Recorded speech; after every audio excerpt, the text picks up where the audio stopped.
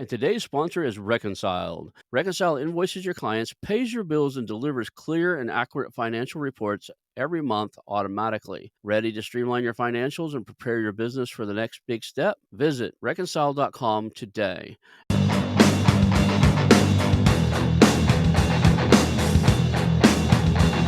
Hello, and welcome to the How to Exit podcast, where we introduce you to a world of small to medium business acquisitions and mergers.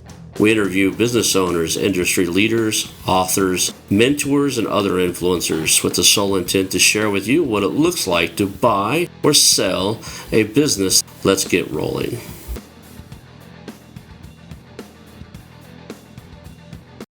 And now a moment for our sponsors. I want to highly recommend you get Acquisition Aficionado magazine. Every month, Acquisition Aficionado magazine brings you tactics for business buying and selling you won't find anywhere else. Learn firsthand from industry leaders who share their success stories, featuring in-depth interviews and stories from leading figures in the business acquisition industry. This multi-platform mobile magazine speaks to acquisition entrepreneurs wherever they are in the journey. And I want you to visit acquisitionaficionado.com today. Hello, and welcome to the How to Exit podcast. Today, I'm here with Austin Linney. He is an investor, entrepreneur, and mindset coach. I'm looking forward to having you on the show today. And you were recommended by some people that listen to the show and hang out with me, and they told me I really should have you on the show. I'm intrigued about where this conversation can go and what we can come up with today. Thank you for being here today. I appreciate it. I laugh. The first time I ever launched my podcast, I went to a real estate meetup and like 6 dudes knew me. And that was the weirdest moment of my entire life. They're like, oh my God, I listened to the podcast. I was like, nobody listens to the podcast.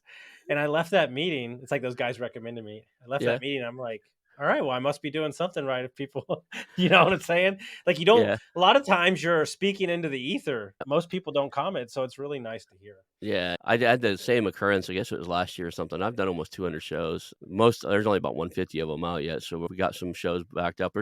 I've recorded shows we didn't put on. It was because attorneys and stuff were really dry.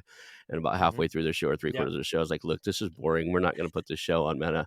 I love you for your time. Thank you. And then I apologize and bow out. But sometimes it's just the dry conversations are dry conversations. But I was playing poker, I guess it was last year, and I sat down, and there's a guy beside me, and he's like, there's 3 or 4 of his teammates are on there. I call them pro baseball players. I guess there's different tiers, and they were a second or third tier local here, going to college for engineering. He goes, I was like, he said, your name's Ron Skelton, right? Kind of looked at him and was like, do you see my name? Because you got these membership cards or whatever. Like, you see him scan me in? He goes, yeah, you have a podcast on buying businesses. And his buddy's like, yeah, that's that guy. Like 2 of them at the table watched, like, they're going to go to college, get an engineering degree, but they want to buy an engineering company. So they've been listening to me. So I've had it a couple times. So that was cool. But yeah, it's not very common for me either. This is a small audience, right? This isn't marketing to all businesses where you have a chance of millions and millions of potential listeners. This is like buying companies, growing through acquisition and selling them. So really tightens down who potentially would be listening.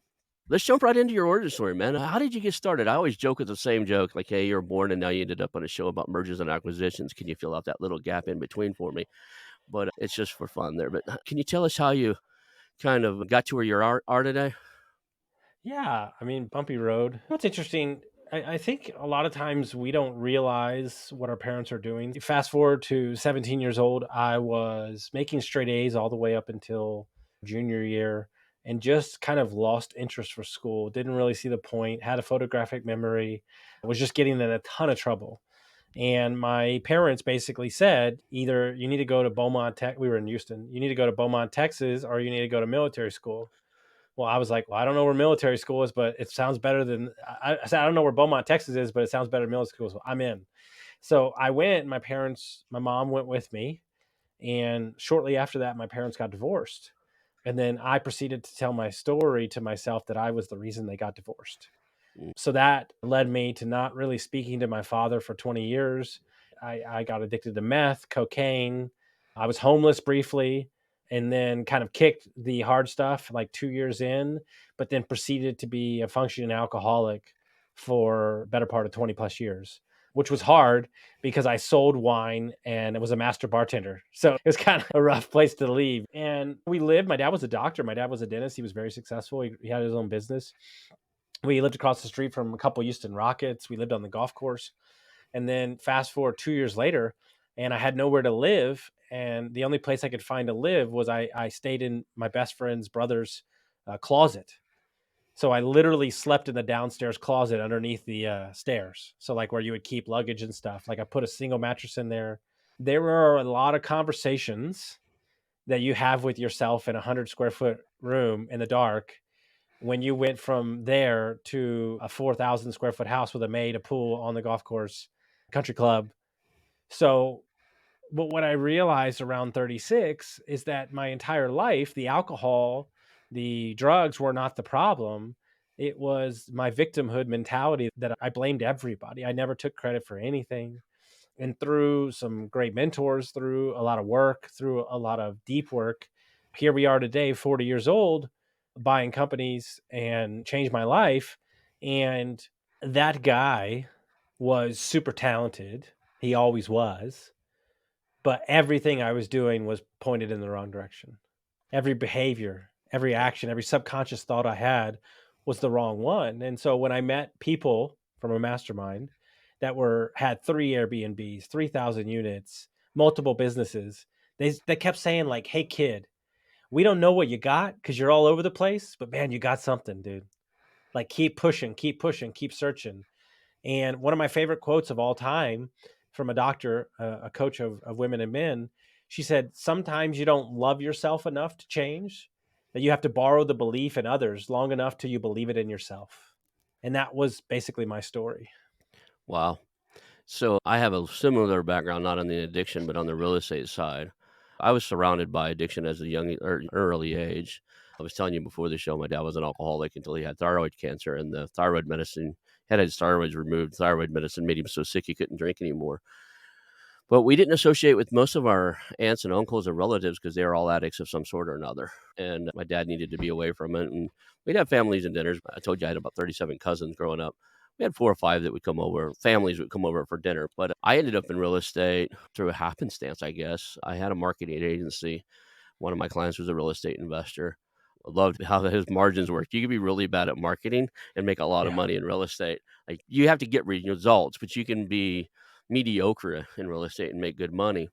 And I'm not mediocre. I was pretty decent. So I was good enough. He come down probably once a week or twice a week. He ended up renting the office above me in the same building. And he kept coming down and saying, "Let me just buy you, take you upstairs and just become part of our team." And then he offered me a piece of his business. And so I ended up becoming a part of his team. That worked until it worked really well. And he wanted to treat me as he switched me back. He had majority share. I think I had 16 or 18% of his company.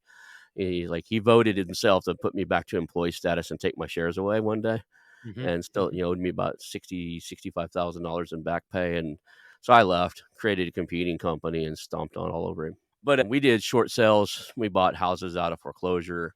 We negotiated short sales for other people Hmm. and did that for years. I'm surrounded in here in this little portable office by still closing documents, the red Hmm. folders of keeping my financial records for 7 years, kind of thing. But I did the same thing. I ended up in mergers and acquisitions because I hired a performance coach, somebody like you, somebody really good with mindset. I thought I was getting burned out again because I'd switched careers so many different times. But there have been many times in my life where I get into something, get going really good, and just like, next thing I know, I'm doing something else. And I thought, well, I'm doing that again. That's why I'm wanting out of real estate. And the market was drying up. It was getting really hot, and short sales were going away. And they became so difficult to negotiate. Banks wanted like premium prices for the houses anyway, so there's no profit in them for us. So I Hmm. couldn't tell in my own. I wanted somebody else to take an outside look inside of my head. Hmm. But so, what led you into? So are you still doing real estate? We will. Basically, last year around August, we had a bunch of deals under contract: hotel, wedding venue, apartment complex, just all big properties, almost 25 million worth of deals, a couple different partners.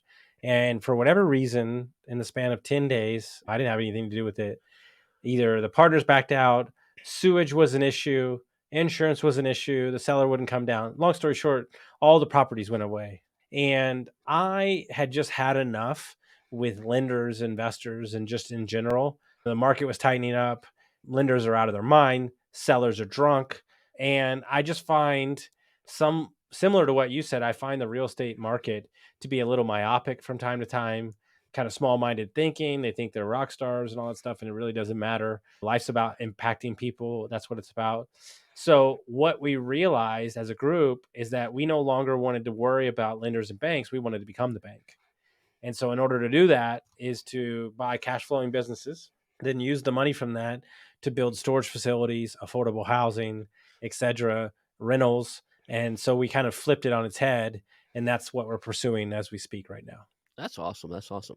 And then you did acquire a heat and air company, right, that does heat, air, plumbing, electrical, and stuff? Yeah, heat and air and plumbing and electrical. Basically, the guy had been in the space for since he was 16. He's 65 now.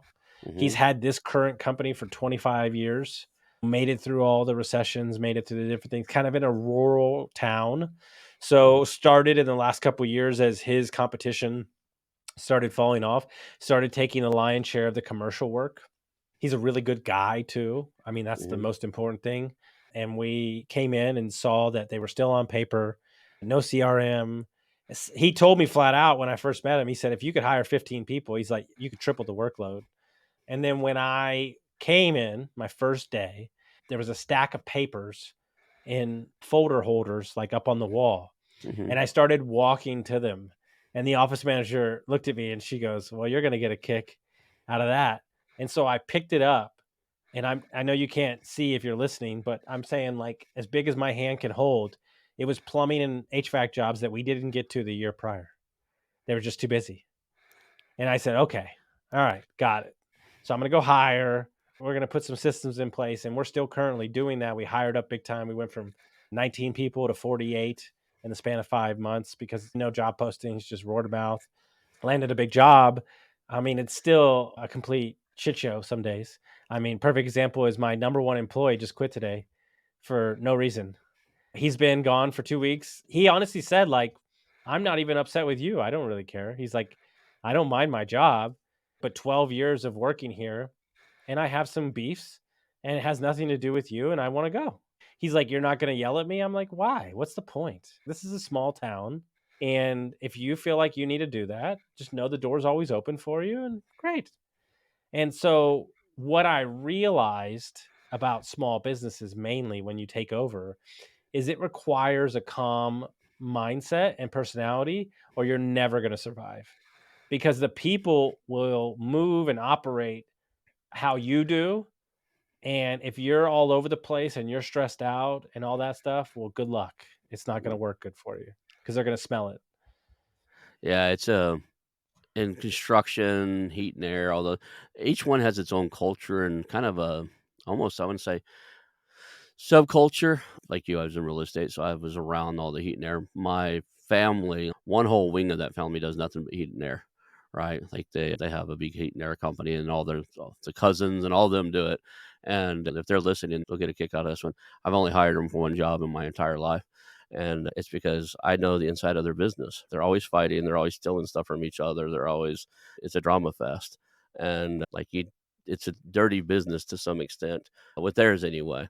And I'm sure there's great ones out there, but there's a different subculture. There was a guy on one of our business hangouts, young guy straight out of Harvard, and he said, "I'm going to buy a construction company." And I was like, "No, you're not." He's like, And no, "Why?" you're not. No, dude, He said, dude, I said, "That's dude, not going to work." And he's like, "What do you mean?" I said, "You're too fucking soft." And he dude. said, "That was rude." I said, "See, right there." Hey, Yeah, dude, I was if like, you like 3% margins and you like to get rolled up on 24/7, yeah, it's a bloodbath. It's a it is, bloodbath. it's a different culture. At least in Oklahoma, where I'm from, right? Well, It's a different culture. Yeah, the residential, the plumbing, the electric, those are 4 different people with inside a business, yeah. and you have to have enough experience to be able to talk to each one of them, and it's just a different world. And well, the other thing, he's talking like framing and concrete slab foundation and stuff. And I was like, it's a different world. It's a different culture. You grew up Ivy, you are Ivy. I don't care if you're a Golden Glove boxer. They talk to each other different. They handle conflicts differently. You You know know, what's interesting about my guys? Because some of my dudes are 65 and 70 and been yeah. around the game for a minute. They might not have graduated college, barely got by on high school. But let me tell you something right now. They smell bullshit coming from a mile away within 2.5 seconds. And here's the deal, they can't get dressed in the morning, but if something came out of your mouth, they remember it.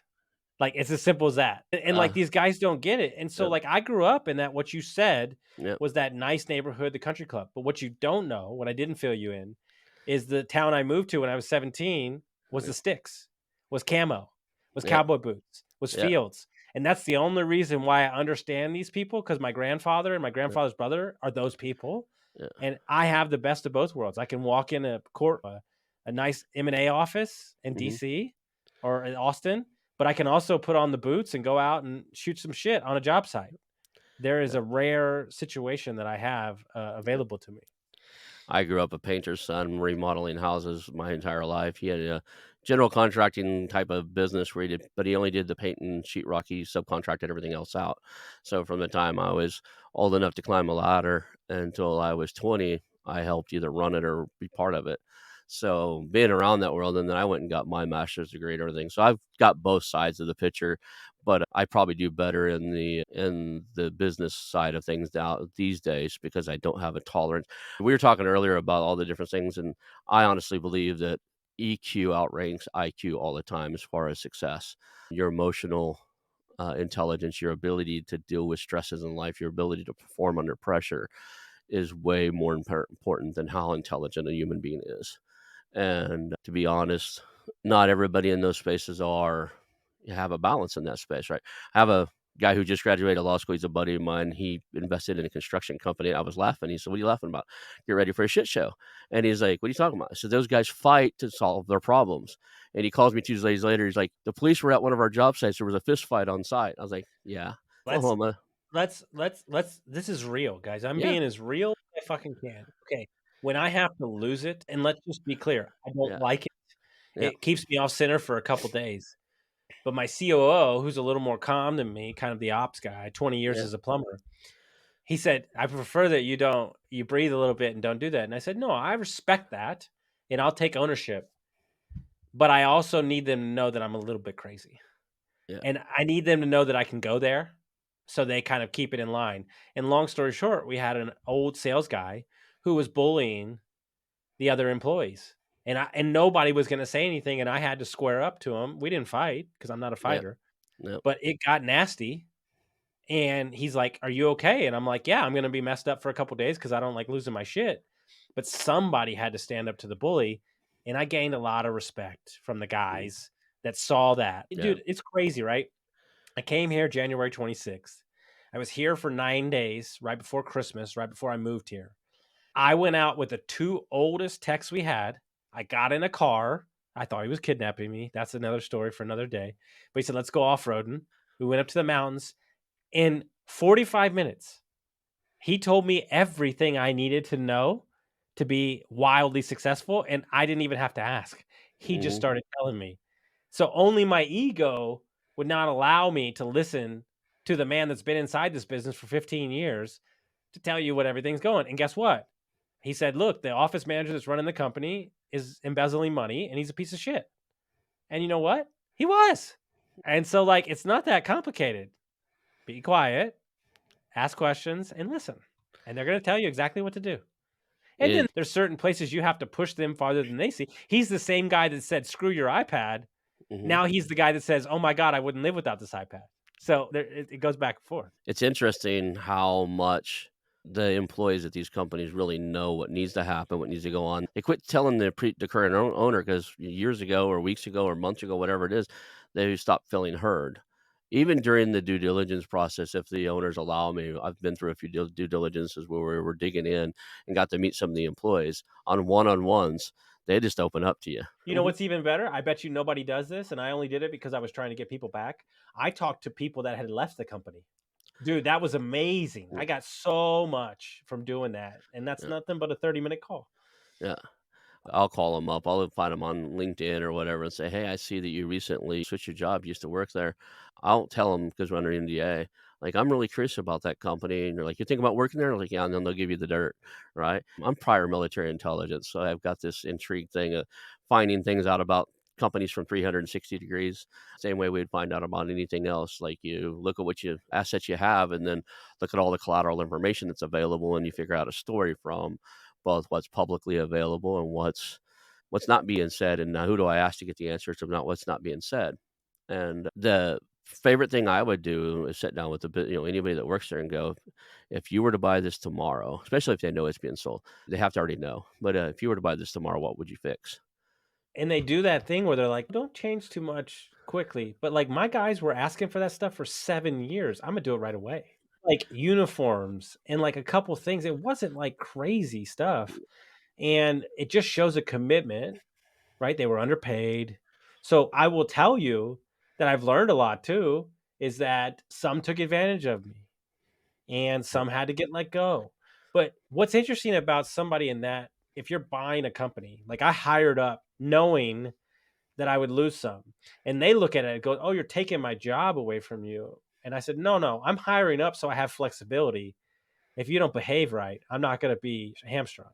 And that's what's happened. It's Yeah. been a couple months. We've got some guys that are getting a little too comfortable. We got one that did this, that was disrespecting one of the other employees. We got this guy who lied about something. Like, okay, great. And to be honest with you, it helps. Our payroll was too high during the summer, and we're all right. But if I would be scrambling if I didn't have that, now we had the luxury of really picking the employee that we want to move forward. At first, it was about bodies because we were just trying to catch up with work. Now it's about, are you a fit?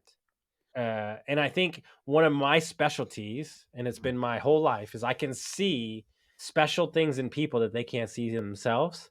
And so, like, I made 2 hires in the office project manager role that I told them in the interview they weren't capable of doing the job. I said, "You're not qualified enough." And he goes, "Why are you telling me this?" I go, "'Cause I believe that you can be." And he's young, 20-year-old, took him out of a situation that he didn't love, working at a sandblasting factory, and he's been my best hire. He's crazy smart, no confidence, but watching him grow and run meetings with 45, 50-year-old techs, that's our favorite thing to do. I'm looking at this kid just blossoming. It's amazing. That's really cool. To be able to see that. A lot of times, a lot of people think this. They think you should hire industry to industry. So if you're doing commercial electric, and you need a commercial electrician, you need to hire somebody that's had 15 years in commercial electricity, right? Mhm. Where maybe because of specialized skills and stuff, but maybe that's not the case. Maybe the case is you hire somebody that's got 10 years residential and he just really Mm. finished school on the commercial side of it or whatever, got retrained, recertified, if there's anything neat, any codes or anything he knows, but he's really passionate about growing into that space. Who's going to put more effort? Somebody that's been doing it for 15 years and just another job, and he's got to come in and put in his 40 and go home, or the guy that wants to come out and make a name for himself because he wants to get out of the residential side. Yep. I think the guy with something to prove. I always look for somebody who's got something to prove Do because they they're have going to drop. kids? Are they ex-military? Are they ex-attic? Like, those are the things that I look for. Most of my guys are ex-military. It's just Yeah, the area. And they're organized, they're driven. I don't have to. But a lot of times it's giving them what's crazy about life, like a great job goes a really long way. So yeah, like I do it even when I don't really like when I need to, but because it means a lot to them. And one of the things I'm obsessed with, and I think I'll write a book on eventually, is leverage to somebody else, 10x to you, it's nothing. Okay. And what I mean by that is I got a new sales guy. He came and left for his current company for me. The reason I hired him, he knew nothing about HVAC and plumbing, but he was so damn good and so damn annoying to me. I had to hire him. He was super smart. And he's been crushing it and he's been helping us with something extra and some tech and stuff like that. Well, their car got broken into and this, that, and the other, and blah, blah, blah, blah, blah, blah, blah, blah. His wife can't go to work because her car doesn't work, and he's trying to figure out how to make $1,000. Well, I was going to wait 2 months to pay him for this thing that he did, but I went ahead and wrote him a check for $1,000. Don't get me wrong, like $1,000 is $1,000, but to the company, it's not the end of the world, right? But to him, it feels like $100,000. So now I got somebody. Not only do I have him bought in, I've got his wife bought in. Oh my oh god, yeah. your boss did that? So now we're in a different realm. Right now we're in holy shit, let's stay committed. Those are the opportunities that business owners and CEOs don't take advantage of enough. And today's sponsor is Reconciled. Are you an entrepreneur or business owner thinking about your exit strategy? Or maybe you've just landed a business through acquisition and the books just aren't the way you need them to be. Let me tell you about Reconciled, your dedicated partner for industry leading virtual bookkeeping and accounting services. Reconciled pairs you with skilled professionals who empower you to grow your business and prepare it for success, whether that's your exit or taking that new acquisition to top performance. Imagine having high level financial management without expanding your team. From bookkeeping to CFO services, tax advisory, and even fully outsourced accounting, Reconciled has got you covered. They help you make the best business decisions, keeping your end goal in mind. And the best part? Reconciled understands acquisitions, as they have acquired 3 accounting firms in the past 3 years, and their founder, Michael Lee, mentors others in searching for acquisition, raising capital, or trying to aggressively scale. Reconcile invoices your clients, pays your bills, and delivers clear and accurate financial reports every month automatically. Ready to streamline your financials and prepare your business for the next big step? Visit reconcile.com today and let them get your books in order. Reconciled, making bookkeeping a breeze. That's reconciled.com. They don't, and they overlook them, or they think that they're being taken advantage of by even being asked for something like that. You're being given an opportunity, Mhm, right? mhm, You've been given an opportunity to prove your loyalty to your employees and gain the loyalty back. It's impressive. So you've got heat, air, plumbing, and electrical. I like the combination because of the cyclical nature of heat, at mhm, least where I'm from originally. Here it's kind of stable year round. But I consider heat and air in Oklahoma, when it's freezing cold, you're going to get your heater, your furnace is going to be fixed. So mhm, when it mhm, starts turning mhm, like, and I have a bunch of friends that own heat and air businesses, and like when it turns really cold, they're out there fixing furnaces and cleaning them and make sure mhm, they kick on because mhm, nobody wants to be cold. And then mhm, when it hits hot August nights, when the humidity is up and it's 110 during the day and 95 at night, nobody wants to sleep in a sweat bath. So they're going to fix their AC. There's a lot of times in the year where he's just slow, right? Anytime the mhm. temperatures are mild, especially in mid-market areas where income's more important than fixing home maintenance type of stuff. I could see that the heat and air would be very cyclical. Where I'm from, plumbing would be cyclical a little bit just because during the winter stuff breaks. So, how's electrical? I guess that goes with the building cycle. Yeah, I would say it's our weakest component. It's about a year out from having the guys. One guy's at school right now. There's an opportunity there. When I came on, the lead plumber was a guy that was retiring. So really, we've put mainly our focus on building plumbing. We even moved a guy in from out of state who had worked with the CEO prior, who was looking for a change. But what we found, because we finally got data last week actually, was that plumbing per percentage margin is making more money than HVAC because it's been a mild summer here. It hasn't been crazy hot. Winter was mild too. We still have a ton of commercial projects, but we're trying to build up the plumbing in the residential side. And we're having to expand the market because we're in smaller counties. But yeah, I mean, it definitely is cyclical. I was reading something the other day from John Wilson, and he was talking about, because his family's owned plumbing for years. He said, I wonder if those big PE firms are starting to realize that plumbing's the real cash cow, keeps the lights on. The biggest issue that we had with the company is the current seller, or the seller, loved commercial work. He loved engineering design. That was his game. So he Right. created a business that was least amount of BS possible. But the problem is that works great, but you could be waiting weeks and months on $100,000. You could be waiting weeks on 200 grand. And so we're really building up maintenance programs, plumbing, and residential to kind of keep the cash flow steady, to kind of build the business the right way. I could see that, and so I was looking at roofing and, particularly commercial roofing, and the concern I had with commercial roofing is you're always getting paid by the insurance company, so you have to have huge cash.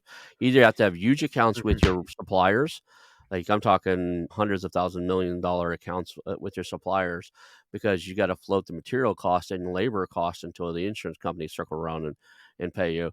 We have a job right now, 400,000 Mhm. outlay ahead of Yeah, time. yeah, It's real, right? yeah. And you can ask, and we're gonna Yeah. get most of the parts paid for, but you can't you have to spread the payments out over 15 months. So yeah, it becomes a little bit of a game, right? Because payroll is the highest expense, and Mhm. then materials are the highest expense. But yeah, when you kind of balance it out, it's funny that you say roofing. We're in the process of looking into roofing as well because there's really nobody in the area. We like the margins. One of my buddy owns a very successful roofing company in Texas, so he's going to kind of mentor us. But Mhm. yeah, I mean, there is some games and there is some things that are interesting. For us, our marketing company that we hired is a friend of a friend who started his HVAC company from his garage, built it for 12 years and then sold it to Apex for 28 million. So he understands the space. But when he describes being in business in San Antonio, Texas, and Austin, it makes me want to pull out my eyebrows, because it's all about ad spend. It's all about every dollar. I'm in a small rural town where most of the competition has retired or they're about to retire or they've gone away. I don't have to fight for business. Our ad spend is nothing. We just Yeah. started marketing for the first time in 22 years, and I'm on the radio. So you really have to look at your company and see where money is best spent for you. I make way more ROI asking the Chamber of Commerce, does anybody need some work, than I do spending $30,000 on an ad campaign. Yeah. I talked to a guy the other day in Kansas City who has a company. I think they're doing 9 million a year. The company next to them, 5 minutes away, is backed by a PE firm. I think they're doing 130 million a year. And he goes, I'm just going to keep spending. I go, I don't think that's the play, bro. I said, you're going to get smoked. But look, I said, look at this map down here of all these people that aren't being served. I said, go down there, go to a meetup. You're not going to have to spend any marketing, get 1 gig, 2 gigs, 3 gigs. And I was like, then your private equity is never going to touch that because it doesn't make sense. And now you created a whole new market and you didn't have to spend money to get it. Yeah, in the roofing space, I looked at both commercial and residential. Residential is kind of where I'm from anywhere, it's kind of a storm play, meaning that Oklahoma has a lot of storms, Texas has a lot of storms. You basically need a team that can mobile up pretty quick and go wherever the hailstorms and windstorms are. When I got into mergers and acquisitions, I interviewed a lady. We were doing a marketing roll up buying marketing agencies. I interviewed a lady and she decided she didn't want to sell. She built a lifestyle business and she also built this in parallel with her marketing agency. She built a charity and she funded her charity from her marketing business. But the one thing that she was remarkable at is she could take a roofing company that was doing, she wouldn't touch you if you weren't doing 500K or more, close to a million, but she could push you to 8, 10 million, $25 million in revenue almost overnight if you could scale and buy the trucks and get the crews. And the way she did it is she and her team built software to track storms and could tell you ahead of time, you need to be prepared to go to Kansas, need to be there Wednesday morning at 8 o'clock. This storm is going to drop hell all over the place. And I'll tell you, the second it starts dropping hell and you start driving, and they would go canvass those neighborhoods. And the other thing is she wouldn't take you if you found out you're doing crappy work. Your reputation precedes you. Like you pull in town, people need to know that there's some storm chasers in that space that are horrible, but there's some awesome people that'll come in and do the work and do a great job. That appealed to me. But the commercial side is there are 100,000, 200,000, $300,000 commercial roofing jobs, and they rely on the insurance to pay you back, and they're slow pay. I know private money lenders that lend money to roofing companies on a regular basis just so they can get the next job done, pay their crew, and get the materials while they wait for an insurance check that is a 60, 90, 120-day pay. Yeah, it's rough. The insurance game it can be done. It can be done right. But yeah, I mean, it's rough where we are. We had to basically tell this company, they would call us like 10 times a week and we'd be like, no, we're not doing any work. We've said the same thing for 6 months Yeah. and they can't wrap their head around it because I can't talk to anybody. I said, I talked to a guy the first week I was here and Mhm. I said, raise up my hourly price. He said, fine. He's never done it and I'm not going to do work for you. Good luck. Like, it's as simple as that, and it creates boundaries, but more Mhm. importantly, it creates an understanding. Like, here's the problem with me, and God bless my COO, is like, I am a go-getter. Like, I wanna support the community. All I care about is helping out old people, addiction people, anybody that wants to change their life. That's what I care about, and because I do that, I see a need in the community and I wanna do it. That doesn't mean that we make money doing that thing. And so Right. there's a fine line between what gives us brand awareness and helps us out and supports the community and what takes from us. And I think one of the conversations I had with myself is I'm 40, I'll be 41 in December. I said, what would it look like if for 10 years or 5 years you just did your core thing, making the main thing? Like, how would Mhm. that look for the first time in your life? Right. And I kind of have these three buckets that I love, and I'm just going to do those things. And I'm not going to we're so enamored with the new thing, right? Where AI and all this stuff. And I use AI. I got no Right. problems with it. I got crypto. I'm in, Yeah. but you're still gonna need your toilet plunged. You're still gonna need your heat on when you're 80 years old and it's 40 degrees outside. You're still gonna need your lights to turn on. I'm good. Yeah. And I think a lot of people get distracted. And in my 20s, I wanted all the fun and the sizzle. And now I want boring as boring could ever be. And it's just a better, more balanced life for me. And I see more upside for it in the long run. When you say you wanna do things to help the community and stuff like that, and your operations guy has to rein you in occasionally, are you talking about cases where somebody can't afford to get something fixed and they really need to? Yeah, that's a personal call. It was our lead sales guy and project manager begged me. That was the first thing he ever said to me. Mhm. Look, I got no problem raising the prices, but you have to be able to make a call from time to time. I said, I'm in, man. I'm in. Good. Yeah. We do some construction work from time to time that's not profitable for a couple people that can't find anybody because it's real hard to find anybody here. But that's going to 20x us. So Mhm. just things like that. We almost give to most of the charities in town, Little League, the festivals. We sponsor the fireworks, stuff like that. So we try to help as much as we can because the business is a beacon in the community. And so stuff like that is where we try to lend our. We had like National Cleanup Day. I brought my Mhm. guys with the trailer and we cleaned up the whole street and we took the hardest part because my guys work construction HVAC. They don't mind. We had a big Right. trailer. So that's the kind of stuff I try to do for the community. That's a big deal. It's important though. You get out there and people see that, especially if your trucks are logoed up and your guys are wearing a shirt with something on it, and they see that you're out in the community doing different, making a difference. You're engaged in it. Especially, did you just move there or did you live there when you bought it? No, I never been to Pennsylvania before. If I had not done that, they already didn't like out of towners because Exactly. Penn's Oil Standard Air left, went to Texas, so they already didn't like towners. The cities had a rough go, so I had to really win. I tell you what I did that changed everybody's perspective and really got. And I didn't even do it for that reason. I was really blown away by what happened, and when the Mm. seller said something to me, I knew it was bigger than what I realized. So we have a VOTech school here that has 26 different disciplines, the high school. Mhm. A lot of the people that work here are trades, IT, stuff like that, right? So there was 7 seniors graduating the HVAC program. So what I did is I called my vendors and I got them to donate tool bags and tools, everything that you would need to be a worker on your first day. We only had one kid that was working for us that was in the program. Dude, that thing hit the Facebook and hit the paper, and the seller's enemies that he's had for 20 years said, "Oh, damn. Something's going on. This guy gets it." Yeah. That's when I realized it cost me $200 or something like that. And I'm gonna do it for here on out because it Yeah. was just the right thing to do. But that's when I realized, "Oh, okay, this is a different game here." Yeah. They just needed that shot of confidence. I used to have a realtor friend, and she volunteered at, high schools and Votex and stuff, and anytime she'd have somebody, because we had a real estate entrepreneur center where we trained real estate investors, and usually you had to be 19 or older to come in there. We'd let you if you were 18, but you had to prove you were gonna do something. You're straight out of high school, barely you show up to 2 classes, then show up the rest of them, you're wasting our time.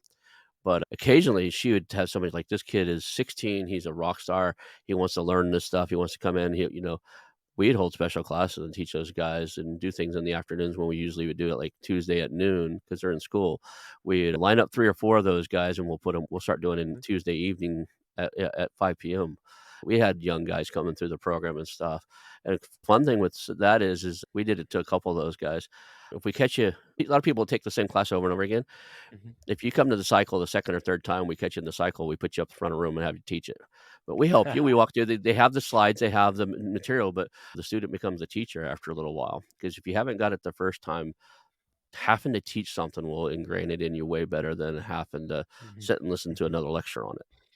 No, 100%. I think it's interesting. So about a month ago, I started sitting with my sales guys once a week, Wednesday mornings, and we started talking about business books and mindset books. And I pulled out my favorite books and my chapters, and we read it and we discuss it. It's amazing. And what does a heat and air guy bill out at in your area? So when I started, they hadn't raised the prices in 7 years. It's 85 an hour. In There's a Tulsa, guy. Oklahoma in Tulsa, Yeah, go. Oklahoma, 100, 110. Like So there's a the guy in town. True story. Wants me to buy his business. He's been in the space 50 years. The oldest company in town. He charges $40 an hour and complains how he doesn't have any employees. And I said, "Well, dude, what do you expect?" But long story short, we went up to 95, then we went up to 105, then we went up to 110, and now we're at 125, 135 an hour. And guess what? Not a single customer has said a damn thing because Yeah, we're the fastest. So this area has an issue with getting people to do anything. yeah. So, like, this is a true story. Guy comes in, pays his deposit on a new water heater or something to do with plumbing. I'm standing right next to him and he goes, "This is 2 weeks ago." So we're talking about mid July. He Mhm. goes, "All right, I'll see you in September." And I go, "Excuse me?" He goes, "Yeah, I'll see you in September." I said, "You mean tomorrow?" And he goes, "I don't understand." I said, "We'll be there tomorrow to fix your problem." He goes, "Is this a scam?" Yeah, And that's how they think. And so it's like, you have to be comfortable with having extra guys, so when a call comes in or emergency, you can go do that, or you can get to it the next day. A lot of people are worried about having extra guys. That's where you have to build out the training, the education, the knowledge, so they're learning something, gaining something even when they're not working.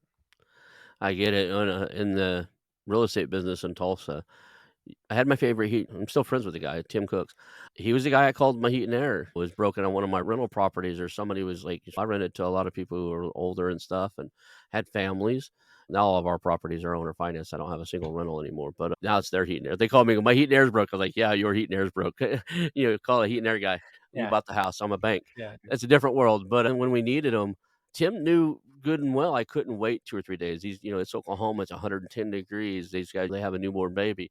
So I had 3 other guys that called him right after him. Like, Mhm. somebody needs to get somebody over there right now. And I knew the I heard basic this stuff. I heard this on a podcast, like, he said one of this guy became wildly successful being a Mhm, human router. And we had this mindset to always say no. mhm, And I'm like, guys, I don't care if we can't help them, but we can be a resource to help them. So say yes, let me deal with it. Now we become somebody that they trust mhm, instead of somebody that says no to them. You know what people don't yep, like, especially in this technology world? No. They yeah. hate that word. Right? I was talking about this the other day on a podcast. Like really wealthy guys, like wealthy guys, like billionaires, they haven't heard no in like 15 years. So, let's talk I mean, I'm really intrigued about your mindset coaching stuff. I spent a Yeah. lot of time in that space. I wouldn't say battling depression or anything like that. I'm prior military. I've got my own set of things going on in there, but I would say indifference, I think, which is worse in my mind than depression or anything else. For a little while there, I just didn't care. I had what I had. I was good with what I got, and I was just done. And so I went through different programs that are out there. I studied cognitive behavioral therapy, NLP. I've got certifications on a bunch of stuff. I don't coach anybody in that space, but I did it for me.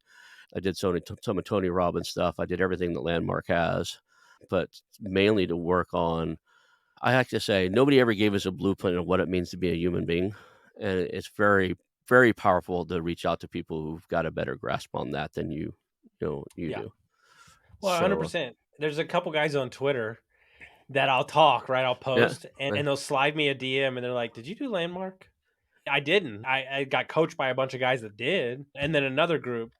But you know what's crazy is that this is my kind of thing I tell everybody is like, you know what? And just so we're clear, like I'm a little under the weather. I've got a splitting headache. I was worse yesterday. I'm better today. Half the company's sick. Like it's a thing. And my yeah, fiance's like, take the day. And I'm like, it doesn't work like that. My schedule is jacked. I got to go. But what's interesting about life is a fever is there in your body trying to regulate issues within your body. And so the first thing that we reach for is a pill instead of letting the body do what the body does. Same thing. I love fasting.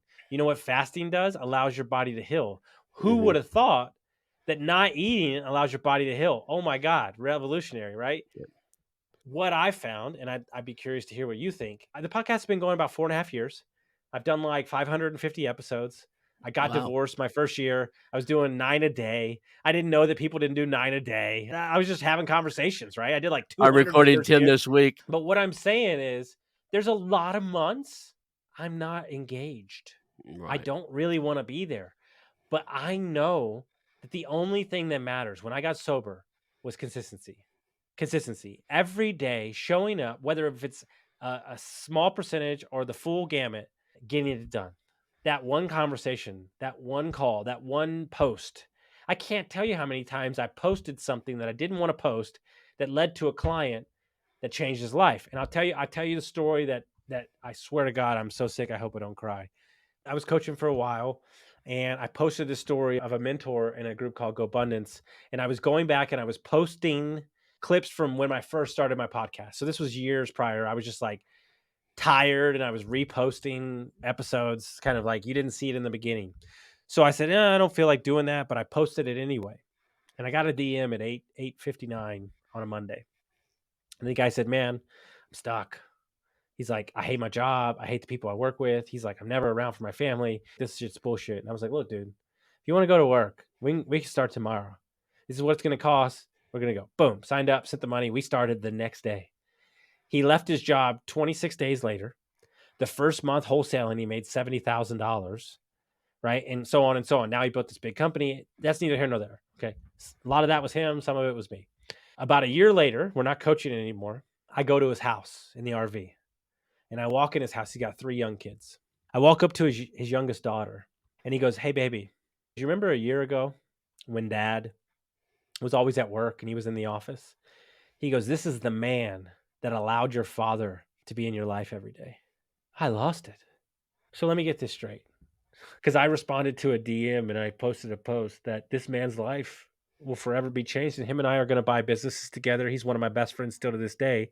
And he almost turned back. About 2.5 months in, he had a rough month. I was in Mhm. Costa Rica and he was texting me like a banshee. I think I made the wrong mistake. And I said, "You know what's great?" I said, "Why don't you go to your fucking old job?" And I said, "Why don't you tell your boss that you never want to see your damn kids again?" And he said, "F you, got it, I'm out." And I Yeah. realized in that moment, this podcast, that coaching session Yeah. is not about me. It's about those kids. It's about that wife. It's about the people that he's going to start coaching now. That's when you realize that you can show up no matter what. So what do you say to the guys that are out there right now? They're search funders who just finished their master's degree. But I'm saying I've got one I interviewed here recently he's 20 something months into his fund. He's not a recent graduate. He's actually his corporation. He's 22 months into a 24-month fund, meaning they Mhm. funded him for a 24-month search. And they're starting to look at like the wall, like here comes the wall. Yep. I'm going to run out of time. And what do you say to Y- those guys they're up against the wall? They kind of thought they wanted to do this, but now they're at that spot where your buddy was, where they're questioning their choices of going down the I acquisition will entrepreneur side. explain if you make me a promise that you will send this to him. Because I am the contrary coach. I'm the out of the box coach and he's going to hate what I have to say. Don't do anything. Okay, hear me out. For 5 days, for 7 days, put it down.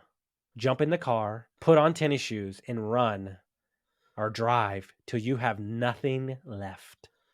You are too close to the wall. I have a rule with my clients. When there's a massive decision to be made, you're not allowed to make it for 48 hours. It drives them up the wall. And I had a client that didn't know what to do. He was shutting down a $250,000 business that he invested in. And he was so mad at me. This was like 2 sessions in. He's like, "I hate you." And I said, "Look, trust me. Just take a breath. Go hang out with your wife." 2 days later, signed $1 million coaching consulting fee to start a fund with the guy. He was like, "It was a sentence that you told me that changed my life." Yeah, You can't see because your life is like this right now. For yeah. anybody that can't see, your phone is pressed up against your face. And you forgot why you started in the first place. Because let's be honest, does he have a degree?